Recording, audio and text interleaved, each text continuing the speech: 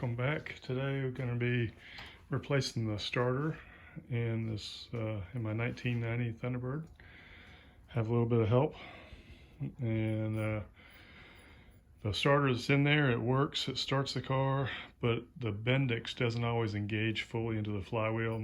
So you got to stop and let it spin down and start it again, and I'm just worried about damaging the flywheel teeth. So I've taken this starter off that's in here and greased the Bendix and cleaned it and put it back in, and it still doesn't really fix anything.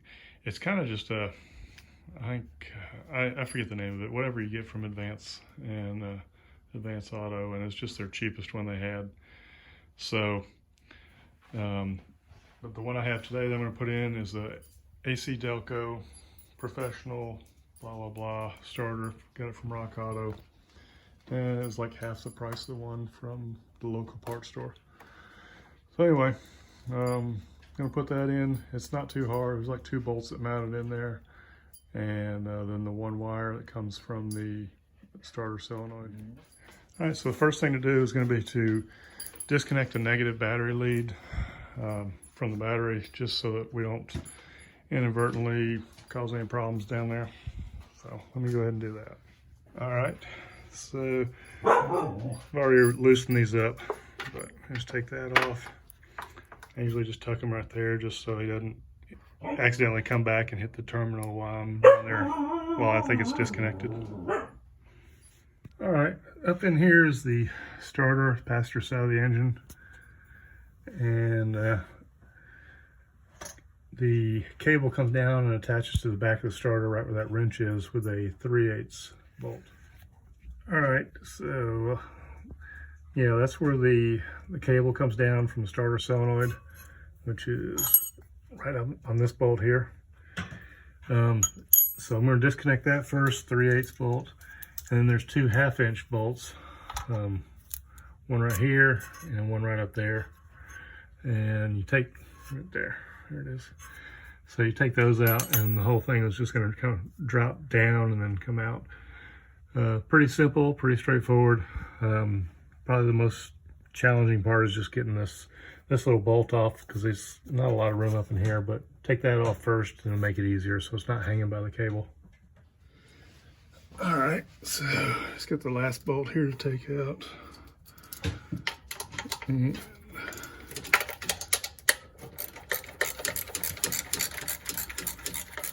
I already took the cable off, and that 3/8 bolt out of there. I recommend a ratcheting box wrench for that. Okay, so this guy comes out pretty easy. Right, so kind of put it down and this out like that, and we'll put them back in the same way. Now, like I said, one of the reasons I was concerned was wanted to look at my flywheel teeth, and I can see a little bit of, let's see if you can get up in there. All right, see, it's kind of hard to see on the camera there. There's a little bit of wear on the edges of those teeth. Hopefully none of them are broken, but that's from my flywheel, or my starter Bendix not fully engaging every time I went to start it. So let me grab the new starter, get it ready, and then we'll put it up in there.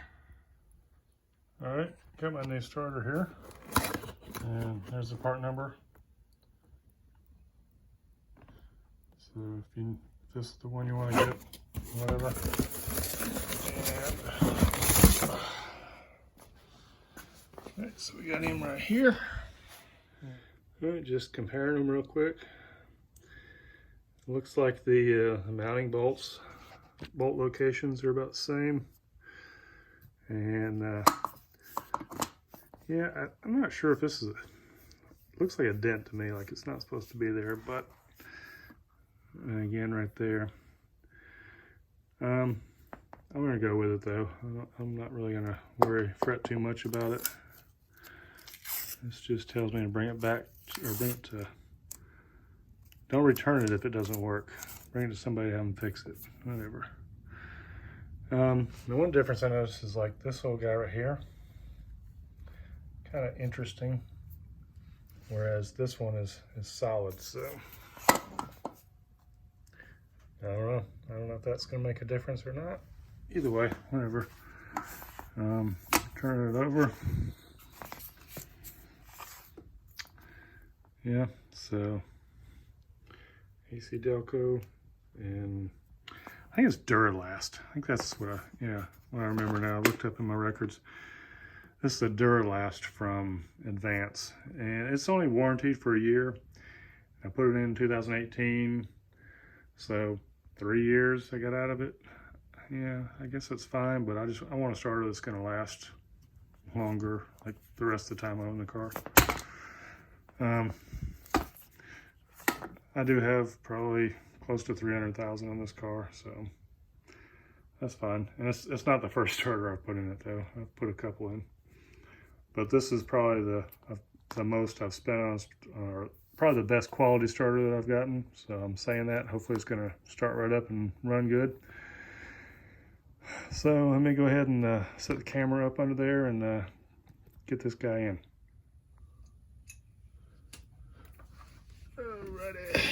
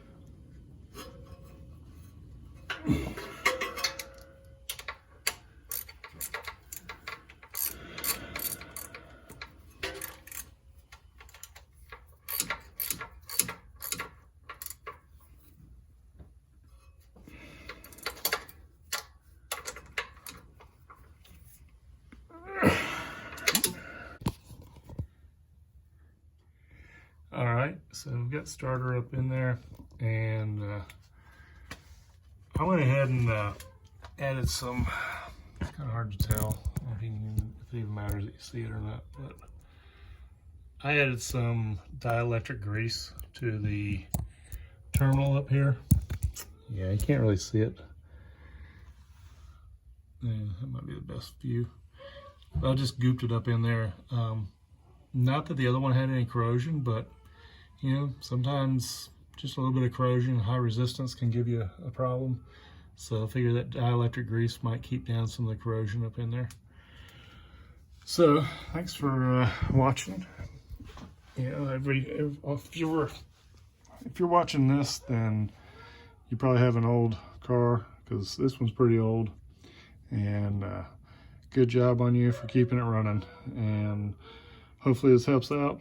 And if you got any questions or suggestions for how I can do things different, just leave them in the comments and I'll get back with you. So good job, and keep it running.